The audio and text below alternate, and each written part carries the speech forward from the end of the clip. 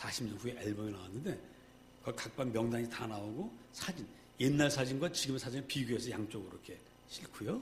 주소록이 쫙 나왔는데 각 반에 주소가 딱 나오는데 주소 없는 친구들이 있어요. 그 친구들 이름 옆에 뭐라고 써있냐면 작고라고 써있습니다. 그 친구가 480명 중에 약 30명이에요. 자, 여러분, 저도 이제 언젠가는 작고할 날이 있겠죠? 제가 여러분들의 작별을 구한다면 저는 할렐루야 할 것입니다. 왜 그렇죠? 갈 곳이 있습니다. 천국, 하나님 나라로 갑니다. 그 특권이 가장 위대한 특권인 것 같아요. 죽음을 두려워하지 않을 수 있는 특권이 가장 위대한 특권인 것 같습니다. 아무쪼록 하나님의 자녀인 여러분, 제가 방금 말씀드린 그 특권만 빼놓고 나머지 특권은 모두 다 누리시기를 주의 이름으로 축복합니다. 여러분이 기도하는 것마다 다 이루어지기를 축복합니다. 여러분 자녀가 어디를 가도 꼬리가 되지 아니하고 머리가 되기를 축복합니다. 어떤 병마에 걸려도 이겨낼 수 있기를 축복합니다. 자, 그래서 하나님의 자녀가 되면 너무너무 행복하고 좋은 일이 많습니다. 그런데 우리는 그렇게 믿고 그렇게 행복하게 사는데 세상 사람들은 이 하나님의 자녀가 되는 특권에 관심이 없습니다. 왜 없는지 아십니까? 되게 이런 것입니다. 야, 신이 어디 있냐? 신을 좀 보여줘봐라. 신의 존재를 과학적으로 증명해봐라. 이성적으로, 논리적으로 설명해봐라. 그러면 나도 하나님 믿겠다. 이렇게 말들을 합니다. 마치 그 사람들은 과학과 이성이 대단한 것인 양 이야기합니다. 그러나 사실은 과학과 이성으로 할 수 있는 것이 많기는 하지만 하나님보다 대단하지 않습니다. 우주보다 대단하지 않습니다. 과학과 이성이 미치지 못하는 영역은 아직도 너무 많아요. 그래서 과학과 이성으로 해결할 수 없는 문제는 산더미 같이 있습니다.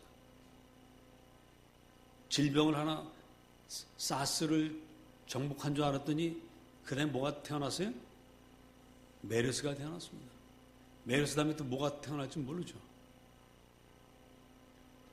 그리고 과학과 이성으로 설명되지 않는 것 중에 우리가 가장 많이 하는 것이 있습니다.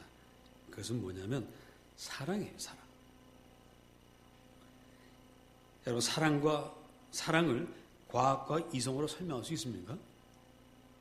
청년 시절 돌이켜보면 소위 연애 박사라는 친구들이 있어요. 연애 모든 것을 다 아는 친구들입니다. 그런데 막상 그 친구에게 뭐가 없어요? 애인이 없어요. 이론은 많은데 애인이 없어요. 사랑은 설명할 수 있는 게 아니기 때문에 그렇습니다. 그래서 사랑에 대한 수많은 정의가 있지만 그 어떤 정의도 사랑을 온전히 담아내지 못합니다. 그래서 우리는 누군가를 사랑할 때조차도 그 사랑이 내가 정말 사랑인지 동정인지 아니면 그냥 좋아하는 건지 본인도 잘 몰라요. 또 내가 사랑한다고 하는 상대방이 나를 사랑하는 것인지 동정하는 것인지 헷갈리고 애매할 때가 많습니다. 도대체 사랑이라는 걸 뭐라고 말하기가 어려워요. 그런데 바로 그렇기 때문에 그것이 사랑입니다. 알 수 없기 때문에, 애매하기 때문에, 헷갈리기 때문에 그래서 사랑이에요. 하나님도 역시 그렇습니다. 하나님을 설명할 수 없습니다. 왜 하나님이 계시는가? 하나님은 언제 누가 만들었느냐? 질문할 수 없습니다. 하나님은 우리가 알 수 없는 분이에요. 그래서 하나님이세요. 설명할 수 없고 알 수 없고 파악할 수 없는 바로 그런 분이기 때문에 하나님이라고 이름 붙였습니다. 그런데 그 하나님을 이성으로 설명하라고 하니 할 노릇이 없죠. 사랑, 내가 이 사람을 사랑합니다? 그냥 사랑하는 거예요. 그쪽에서 당신 나를 사랑하는지 증명해봐. 설명해봐. 그건 이미 사랑이 아니죠. 설명할 수 있다면, 증명할 수 있다면 그건 사랑이 아닙니다. 물론 사랑의 증거가 여러 가지 나타나긴 하지만 그걸 증명한다면 아, 저러니까 나 사랑하나 보다 이렇게 생각하는 거지 그게 증명은 아니에요. 자, 이처럼 우리 인생들은 하나님을 본 적도 없고 만져본 적도 없고 들은 적도 없기 때문에 하나님 알 수 없다 이렇게 말을 자꾸 합니다. 자, 그랬더니 하나님은요 어떻게 하셨느냐 하면 14절을 다 같이 읽어봅시다. 14절 시작.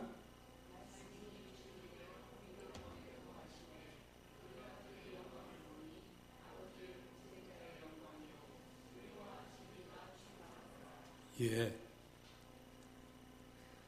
하나님 우리가 과학이라고 하는 것은 실험을 통해서 증명하는 거거든요. 그래서 이 과학을 좋아하는 우리에게 실험할 기회를 주셨어요. 그래, 너희들이 나를 이렇게 실험을 해서 알고 싶다면 근데 보여주마. 그러면 내려오셨어요. 그게 성육신입니다. 말씀 육신이 우리 가운데 거하시는 거예요. 18절도 봅시다. 18절 시작.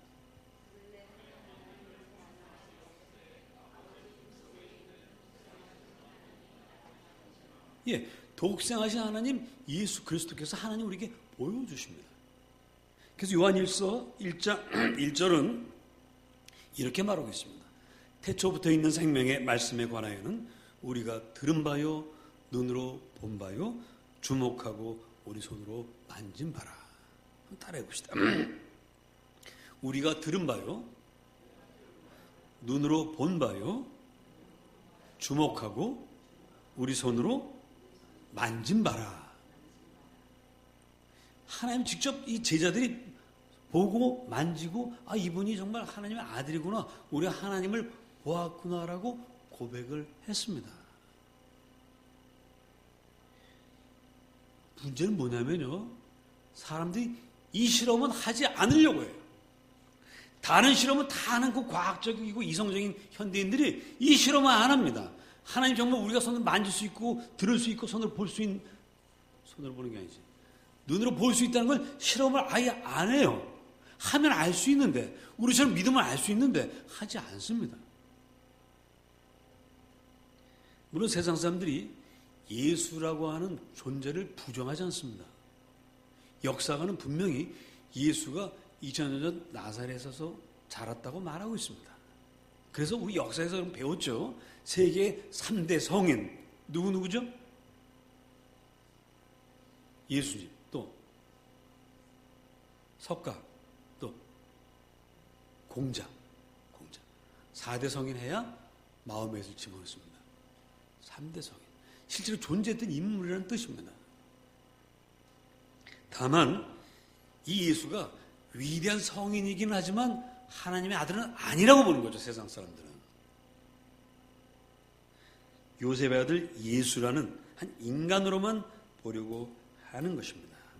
실험은 하지 않고 그냥 위대한 인간으로 따로 제껴놨다는 얘기예요.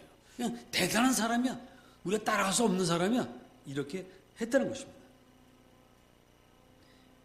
자, 그러면 왜 세상 사람들은 예수님을 위대한 인간으로만 보고 하나님으로 믿고 의지하고 따르려고 하지는 않는가? 왜 하나님의 자녀가 되는 특권 누리지 않으려고 하는가? 그 이유가 있습니다. 여러분 하나님의 자녀가 되는 특권 누리려면 다 좋아할 것 같지만 싫어하는 사람도 있어요. 마치 아이가 좀 자라서 지 손으로 뭐든지 할 수 있을 때쯤 되면은 엄마가 도와주는 것을 바래요, 싫어해요? 싫어합니다. 뿌리칩니다. 뒤뚱뒤뚱 걷는 녀석이 넘어질까 봐 엄마가 손잡으면 자꾸 노라고 맞고 그래요. 지가 쓰러지는 한이 있더라도 그러고 갑니다. 인간이 꼭 그렇습니다. 하나님의 자녀가 되는 특권 다 원할 것 같지만 안 하고 필요 없습니다. 이런 사람들이 있습니다. 왜 그러는가? 10절로 11절 다 같이 읽어보겠습니다. 10절로 11절 시작.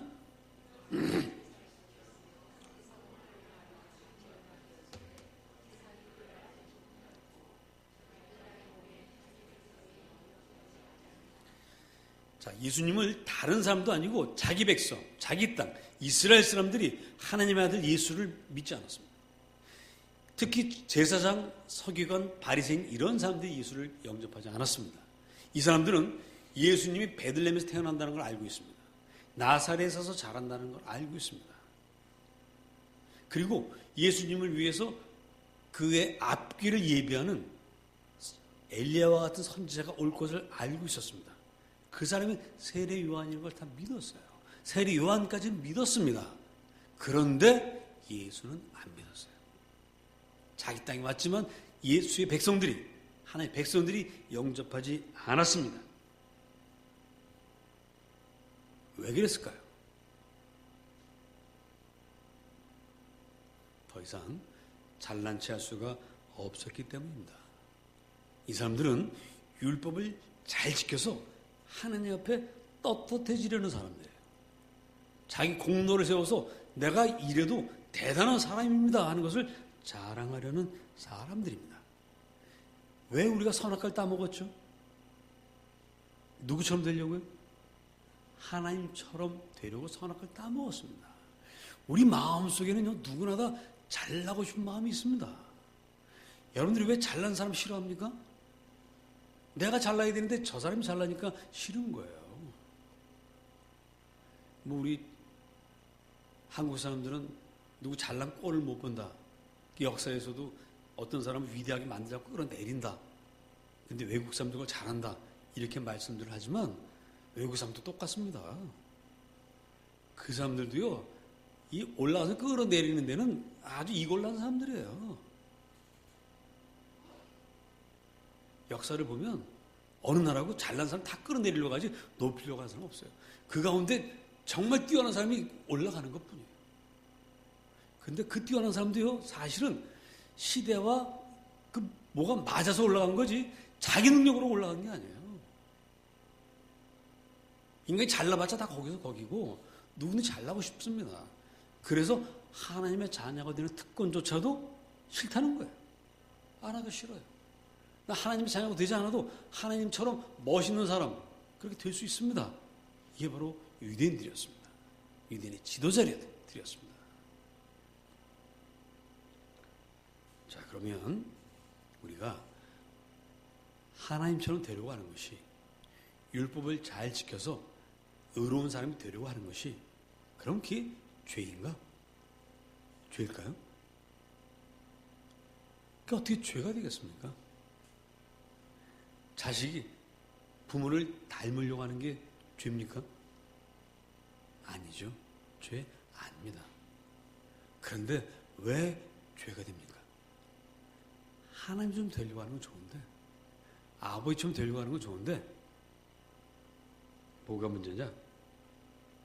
아버지를 닮으려고 하는데 아버지와의 관계는 끊어버리겠다는 자식처럼 하나님처럼 되려고는 하지만 하나님과는 관계없이 나 혼자서 하나님처럼 되려고 한다고 하는 것, 이것이 죄입니다. 선악과를 따먹고 도망간 게 죄예요. 선악과를 따먹기까지 그 용서받을 수 있었습니다. 하나님 찾아오셔서 아담아 아담아 내가 어디 있느냐 라고 물었을 때 하나님 앞에서 탁 나와서, 하나님 제가 먹지 말라고 한 선악과를 따먹었으니 이 죄를 용서해 주십시오. 그랬으면 됩니다. 근데 나오지 않았어요. 숨어 있습니다. 계속 숨어서, 주님 당신 내게 주신 그 여자 때문에 따먹었습니다. 이렇게 말을 합니다. 죄를 다른 사람이 전가하고 자기는 죄가 없다라고 면피를 하면서 하나님 피했습니다. 그래서 쫓겨나는 거예요. 저 여러분이 하나님 좀 되려고 하는 건 좋습니다만은 하나님 없이는 아니 됩니다. 하나님의 은혜로, 하나님의 도우심으로 거룩하고 의로운 삶이 되어야 하는 것이지, 하나님 없이는 그렇게 될 수도 없고 되어서도 안 됩니다. 왜? 하나님 없이 자기가 의롭다고, 하나님 없이 내 능력으로 이렇게 대단한 사람이 되었다라고 하는 그런 사람들이 모인 곳은 지옥이에요. 서로 옳다고 싸웁니다. 오직 하나님의 은혜로만 우리가 의롭게 될 수 있습니다. 오직 하나님의 품 안에서만 하나님을 닮아갈 수 있습니다.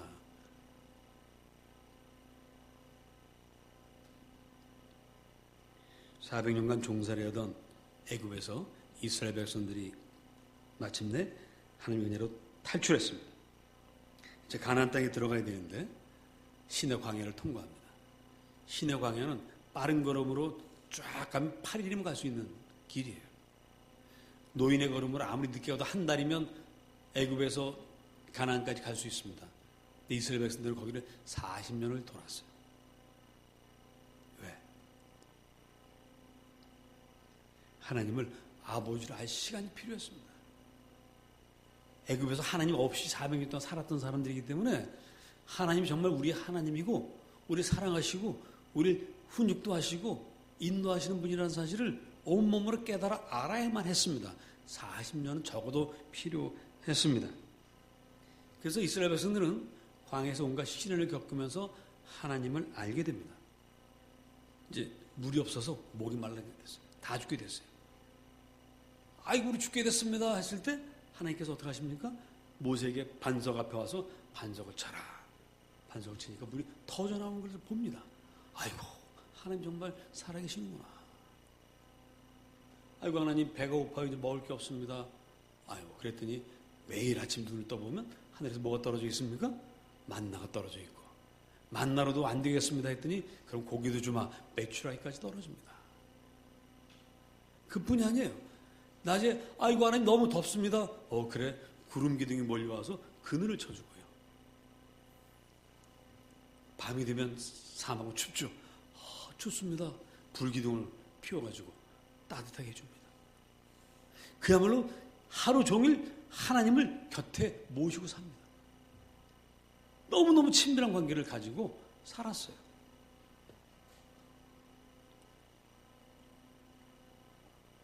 그런데 이 사람들이 꿈에 그리던 가나안 땅에 들어오고 나면서부터 마음이 바뀌었습니다. 하느님 없이 자기들의 힘으로만 낙원을 건설하고 자기들의 이름을 다시 날리고 싶은 생각이 들었어요. 아버지와 하나님을 하나님으로만 모시려고 하지 하나님을 아버지처럼 친밀한 관계로 함께 가고 싶어 하지 않습니다. 더 이상 하나님의 간섭을 받지 않겠다는 거예요. 그래서 다시 애굽의 신들에게 그 마음이 돌아섭니다. 여러분 하나님과 이방신의 가장 결정적인 차이점은 뭐냐면 일단 하나님은 살아계시고 이방신은 죽어 있다는 거예요. 또 하나는 뭐냐면 하나님은 아버지처럼 우리에게 관심을 갖고 사랑을 베푸시는 대신에 간섭도 하신다는 거예요. 말 안 들으면 채찍질을 하십니다. 근데 이방신은 간섭을 안 해요.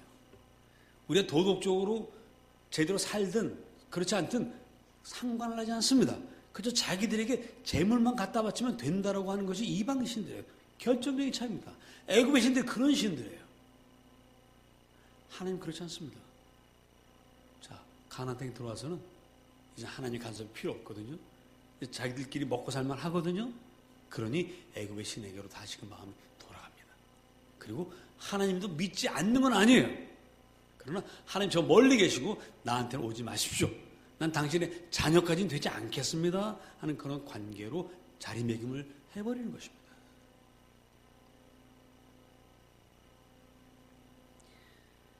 목숨을 걸고 이스라엘 백성들을 가나안 땅으로 인도했던 여호수아 장군이 이스라엘 백성들의 이 모습을 보면서 기가 막혔습니다. 마지막 유언을 이렇게 말합니다. 그러므로 이제는 여호와를 경외하며 성실과 진정으로 그를 섬길 것이라. 너희의 열조가 강 저편과 애굽에서 섬기던 신들을 제하여 버리고 여호와만 섬기라. 만일 여호와를 섬기는 것이 너희에게 좋지 않게 보이거든 너희 열조가 강 저편에서 섬기던 신이든지 혹 너희의 거하는 땅 아모리 사람의 신이든지 너희 섬길 자를 오늘날 택하라. 너희들이 정 그렇게 하겠다면 그렇게 해라. 이렇게 이야기하고 있습니다. 하나님의 사랑과 축복과 보호 가운데 가나안 땅에 도착을 했으면 좀 하나님을 다 밀착해가지고 하나님께 친밀한 관계 속에서 부모 자식처럼 사랑하는 부모 자식처럼 그렇게 사는 것이 마땅합니다. 부모가 온갖 정성으로 다 길러놨더니 이제 대학을 졸업하고 직장을 갖고 자기 스스로 먹고 살만하니까 부모의 인연을 다 끊어버리는 그런 못된 자식들처럼 이스라엘 백성들이 하나님 앞에 그렇게 했습니다.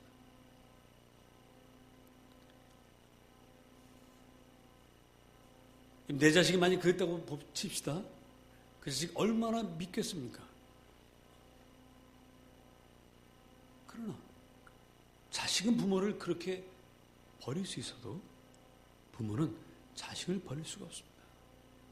하나님도 이스라엘 백성들이 얼마나 싫으셨겠어요. 속이 새까맣게 타셔서 아유 내가 저것들을 이렇게 생각을 하셨을 만도 한데 하나님 마음은 그렇지 못했습니다. 그 못된 자식을 위해서 또 김치를 담아가지고 그 아파트 문 앞에 갖다 놓는 그 부모의 심정처럼 우리 하나님이 인간을 또 찾아오세요. 그분이 바로 우리 주님 예수 그리스도이십니다. 말씀이 육신이 되어 우리 가운데 거하시는 분이 바로 그 하나님이십니다. 우리 하나님은 자기 백성들이 영접하지 않았어도 이 땅에 오셨습니다. 그들에게 배척받고 십자가에 못 박혔지만 지금도 여전히 인생들을 부르십니다. 얘들아, 내 아버지가 바로 나다. 너희가 나를 영접해야만 이 고달픈 인생길을 행복하게 살아갈 수 있다. 연약한 너희들을 도울 자는 나밖에 없다. 라고 주님께서 오늘도 말씀하십니다. 여러분, 세상 사람들 다 외면해도 저와 여러분은 세상 사람들의 어리석음을 따르지 맙시다. 여호수아는 이렇게 말합니다. 너희는 그렇게 할지라도 오직 나와 내 집은 여호와를 섬기겠노라. 세상 사람들이 아무리 하나님이 있다 없다 별소리를 다 해도 저와 여러분은 오직 여호와 하나님만 섬깁시다. 그렇게 해서 예수님을 영접해서 하나님의 자녀가 되는 특권을 누리시기를 축복합니다. 여러분, 나를 낳은 부모를 자녀는 잘 모릅니다. 그래서 이성적으로 연구를 해서 유전자 검사를 해가지고 당신은 나의 아버지, 당신 나의 어머니이십니다.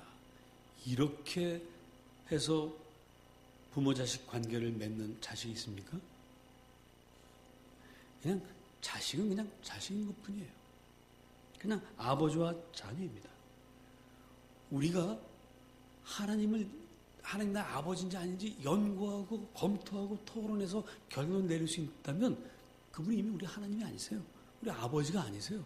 그냥 하나님은 하나님이고 우리는 그저 그분의 자녀입니다. 이 사실을 믿음으로 받아들이면 알게 돼요. 그게 실험이에요. 물론 우리가 하나님의 자녀가 되고 자녀가 되는 특권을 누리면서 정말 이 하나님의 자녀가 됐다는 것이 이렇게 대단한 것이구나 하는 것을 아는 데에는 시간이 걸립니다. 하나님의 자녀라는 기쁨과 감격을 온몸으로 맛보는 데에는 시간이 걸립니다. 저 같은 경우에는 한 40년쯤 지나니까 이제는 좀 요동치지 않고 이걸 누릴 수가 있게 된 것 같아요. 젊어서는 어떤 날은 아이고 하나님 정말 감사합니다 이러다가 또 어떤 날은 아니 하나님 어디 계십니까? 도대체 왜 이럴 때 저를 도와주지 않으십니까? 이럴 때가 참 많았어요. 정말 믿음이 있다가도 없고 없다가도 있고 하나님 사랑합니다 했다가도 하나님 미워요라고 할 때도 있고 막 이랬습니다. 그런데 따라합시다. 그것이 신앙이다. 그게 신앙이에요.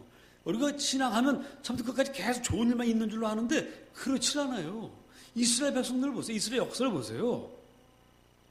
하나님 사랑합니다 했다가 좀 살만하면 하나님 떠나고, 한 떠나서 매 맞고 나면 아이고 하나님 당신밖에 없습니다 또 돌아왔다가, 또 살만하면 또 떠나고, 이걸 수없이 반복하는 게 구약의 역사입니다. 우리 개인도 마찬가지예요. 우리도 출애굽을 해서 예수 믿고 죄에서 구원받아서 천국까지 가는 신의 광야를 가는데, 이 광야길에 항상 주님만 의지하는 게 아니에요. 이스라엘 백성들이 40년 광야에서 하나님을 믿게 되지만 그 안에서도 수없이 불평, 불만 터뜨렸다가 감사했다가 또 막 의심했다가, 근데 그게 신앙입니다. 예수 그리스도 영접하면 모든 일이 단번에 다 해결되는 게 아닙니다.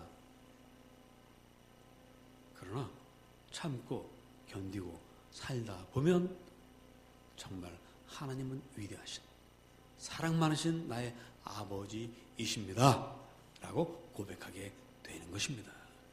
그러니 작년에 힘들고 어려웠던 분들, 아유 올해는 또 어떻게 살지 걱정하지 마십시오. 작년에 하나님 올해도 살아계십니다. 작년에 어려웠다면 올해 반드시 좋은 일이 있습니다. 하나님 우리에게 절대로, 제가 이 오랜 세월 믿어보면서 목회까지 해보니까 정말 도저히 견딜 수 없다 할 때쯤 되면 뭘 주시죠? 피할 길을 주십니다. 복 받는 길을 반드시 열어 주십니다. 한쪽이 막히면 다른 쪽을 열어 주십니다. 반드시 그렇게 하십니다. 그런 걸 겪으면서 정말 하나님 살아계시는구나, 이런 고백을 저절로 하게 되는 것이죠.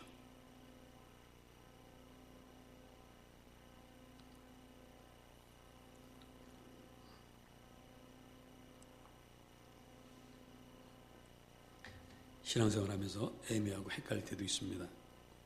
하나님 내 기도를 잘 들어주실 때는 하나님 아버지 이렇게 고백하지만, 그렇지 못할 때는 속이 상하고 섭섭한 마음이 들어요. 그래서 어떤 부흥사님은 그런 말을 했어요. 여러분, 마귀 중에 제일 무서운 마귀가 뭔지 아십니까? 그러더니 이렇게 말했어요. 뭘까요? 섭섭 마귀. 섭섭 마귀가 제일 무섭대요. 의심 마귀보다도 섭섭 마귀가 제일 무섭대. 사람과 사람 사이도 그렇죠. 별거 아닌 것 같고 섭섭해지면 그 사람 싫어져요. 섭섭 마귀. 그러나 여러분 기억하시기 바랍니다. 우리의 기도를 듣지 않으실 때는 하나님께서 가장 좋은 것을 가장 좋은 때에 주시려고 계획하는 시간이에요. 섭섭해하지 마시고 기다리시기 바랍니다. 그래서 믿음의 인내를 더하셔야 합니다. 누가 뭐래도 우리는 하나님의 사랑받는 자녀입니다. 누가 뭐래도 우리는 예수님을 나의 주라 고백하고 영접한 사람들, 하나님의 자녀가 되는 특권을 받은 사람들입니다. 16절, 17절 다 같이 읽어보십시다. 16절로 17절 시작.